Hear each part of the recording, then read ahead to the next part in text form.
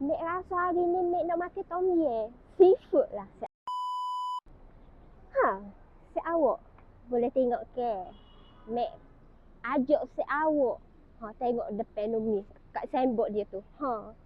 Ada kata tak ada? Alhamdulillah. Fresh mak.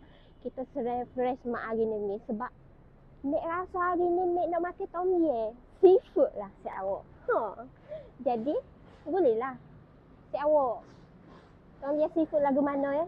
Jom kita cari bahan-bahan tom yum seafood. Jom. A few moments later. Allah ni. Banyaknya ikan. Kita nak buat apa nama tom yum seafood ni. Mari. Ada ikan lain. Ni. Mek nak tanya, kita nak bubuh ke apa tom yum seafood? Cuba ayat. Cepatlah. Banyaknya lah seafood dia. Ada sayur si awak. Ni. Kalau Mek nak bubuh tom yum seafood ni terung ni boleh ke? Jadi ke? Jadi ke? Mari.